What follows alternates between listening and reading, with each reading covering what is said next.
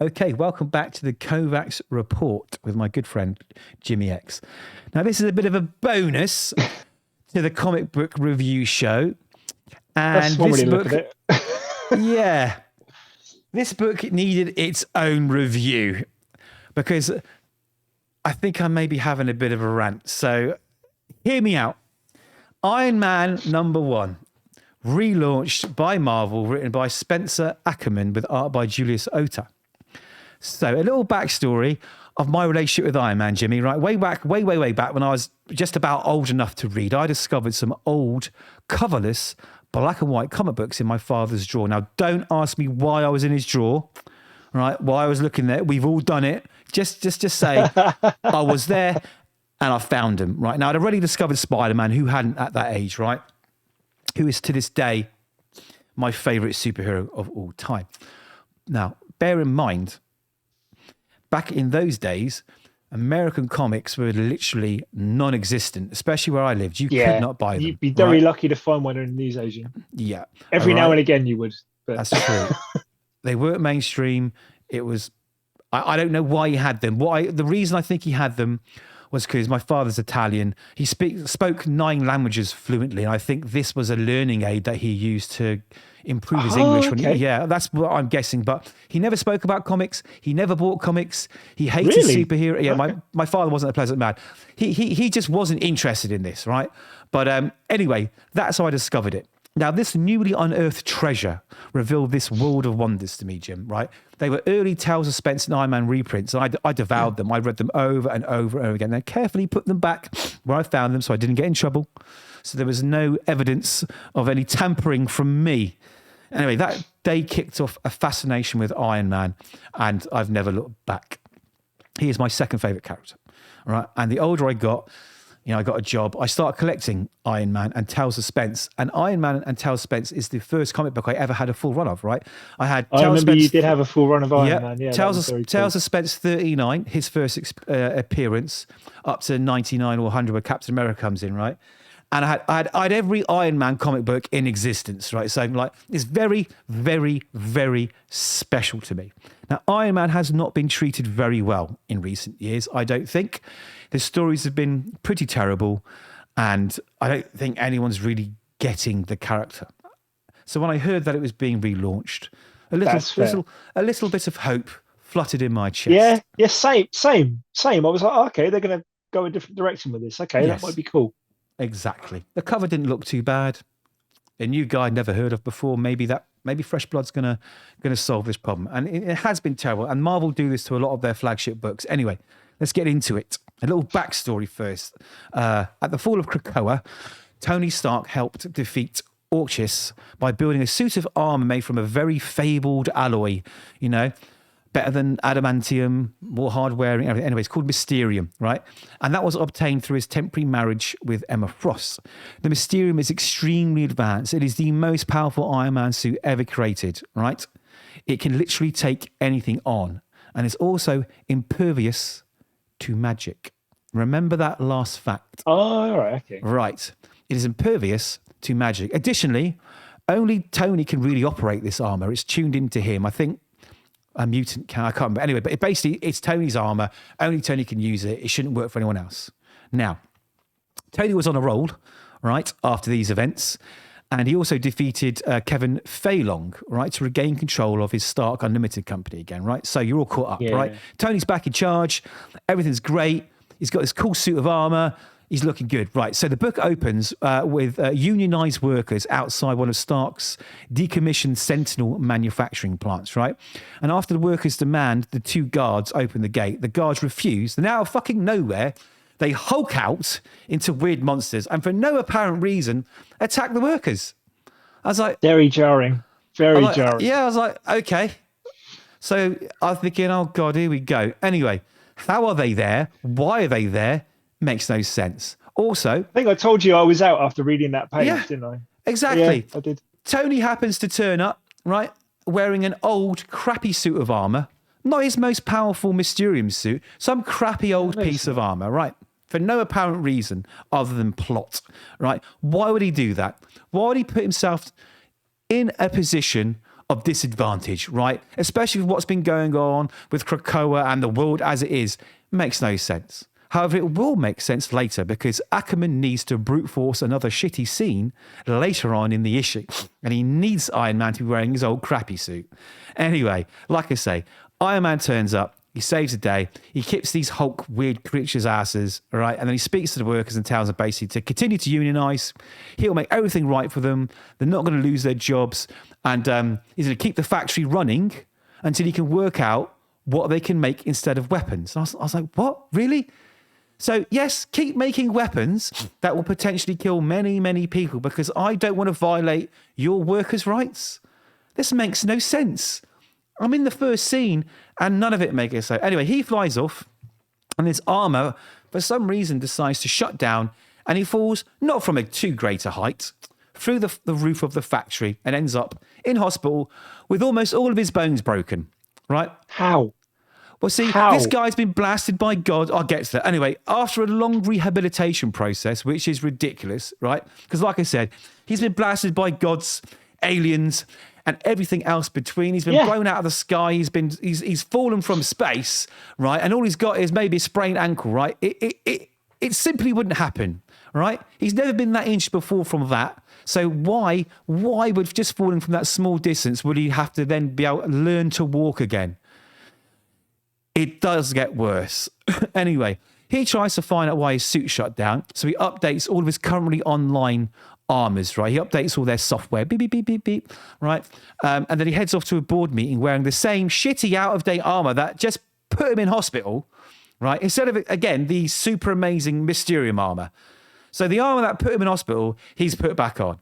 Anyway, he gets this board meeting where he tells the board that they're getting out of weapons, and his next big idea is an app where you can bet on the outcome of superhero versus supervillain fight. This just made me want to vomit. How terrible is that as a story element, right? Anyway, so Tony Stark has reacquired ownership of Stark, right? Again. And he wants to stop the company making weapons again. And his big idea, the idea that he says will offset the loss of the millions of dollars of revenue from not making weapons, is a fucking gambling app. It's a fucking gambling app. The man who has battled and fought addiction throughout his entire existence, right, is offering to create an addictive app, which children would probably spend a lot of money on, right? Right, this is the man that's created the most advanced technology in the world, battlesuit, right? He saved the world over and over again. He's one of the most intelligent men on the planet. He's battled the villains, gods, aliens, entities. And his best idea is a gambling app. Naturally, just like I did, the Stark board just laughing, basically, right? And this board is led by former SHIELD agent Melinda May and Jack Koenig Jr. Now, Jack Koenig Jr. is the son of Jack Koenig Sr., who was Secretary of Defense when Tony was Director of SHIELD. They say, like father, like son, these two do not get on. They are not friends. Anyways, he already... oh, God. It's so laughable.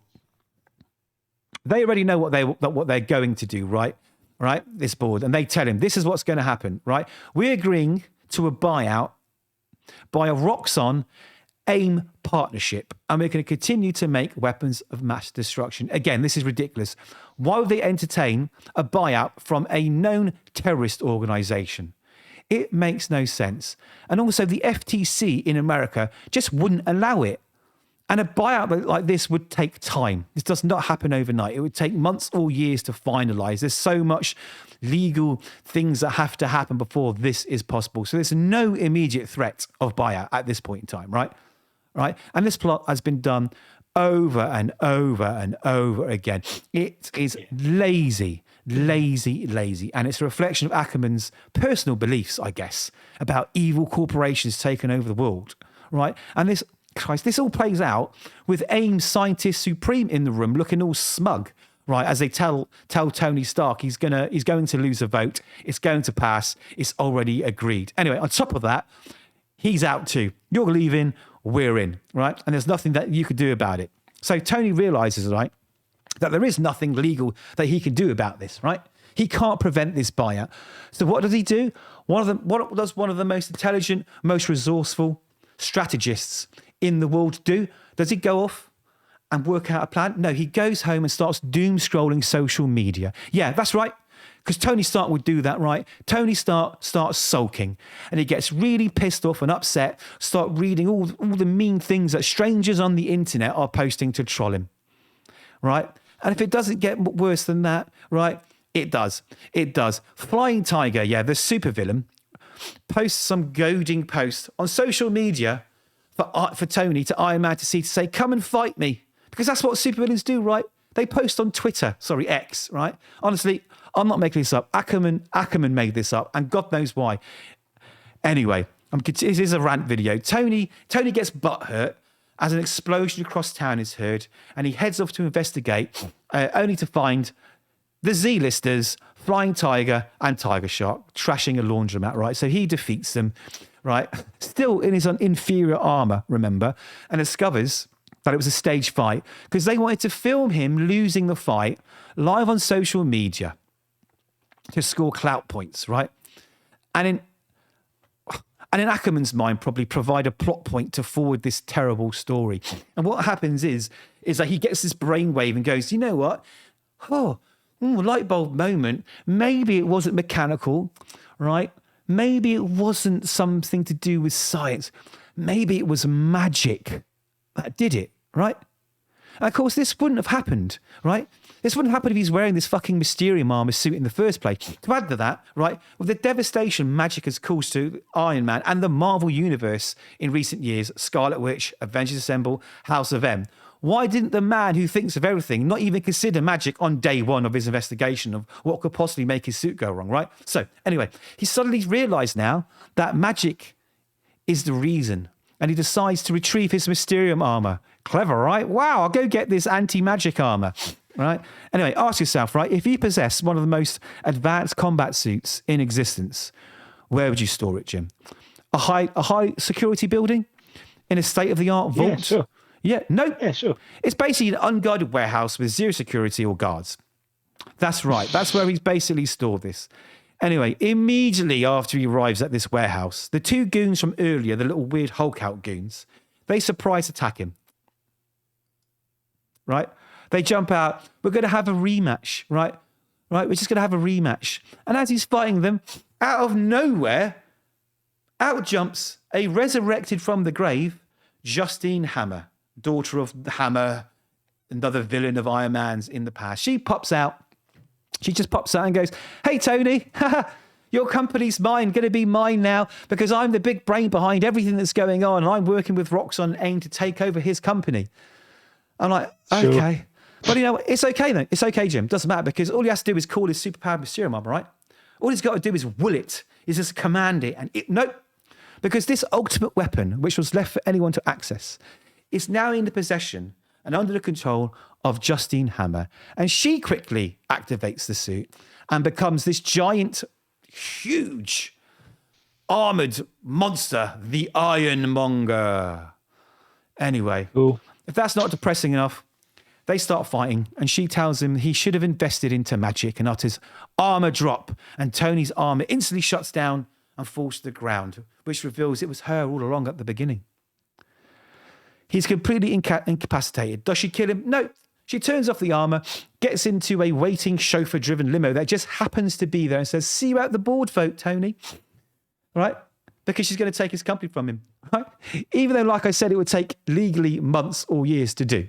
Anyway, the issue ends with Tony doing his best I'll get those pesky kids monologue routine as he starts building a new suit of armor.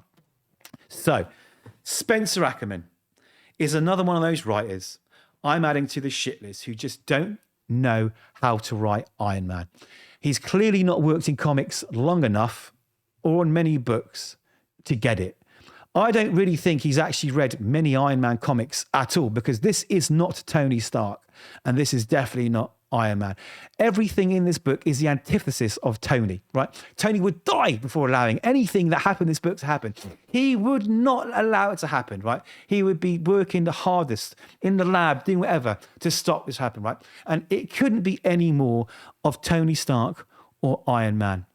Ackerman, I did a little looky. He's a journalist, right? A successful journalist and a writer of books, I guess, right? And he's been given the highly lauded opportunity to redefine Iron Man, which he has squandered. It's a flagship book. Another flagship book. I know, Jim. Exactly. He has squandered Why do they this keep chance. giving flagship books to people like this? I don't know. get That's it. my question, mate.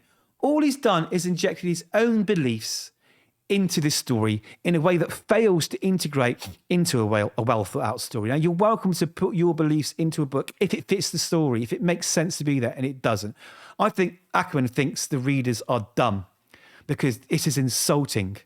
Oh, did you hear he tried? Sorry. Did you hear he tried to bribe people to pre-order it by offering stickers for a receipt from their local comic book store? No, I did not. But you know what? That shows how confident he is in his own writing, mate. This book is, right, and I'm trying to be delicate here, it's absolute trash. It reads like a Silver Age book, but without any of the charm or nostalgia. The dialogue is abysmal. It is amateur. It is childish. It is terrible. The supporting characters are forgettable. The main plot is a carbon copy of 100 other Iron Man plots that preceded it that were done better. I honestly couldn't find one redeeming feature. Even Julius Ohta's art was substandard. And he draws Tony like a 70-pound recovering drug addict, right, who's been living on the streets for the last 30 years. I was so utterly disappointed that yet again, Marvel are treating their flagship characters so badly. I cannot recommend this book. And I mean, oh my God, it's made me angry, right? In fact, I think it's one of the worst books that I've ever read. Yeah. And the reason you're here listening to this rant, Jim, is that I needed a face to look at why I said it. But you're welcome to add any additional thoughts. Just to sum up, obviously I'm the good cop in this partnership here. Indeed. I'm supposed to, I've got a lot of love for comic books. I really couldn't find anything to like about this issue of Iron Man, and I won't be reading anymore. As Stan Lee would say, enough said. You know what, Jim? That is the absolute perfect way to end this video. So, guys, goodbye. Thanks for listening to the rant. Do yourself a favour and don't buy Iron Man 1.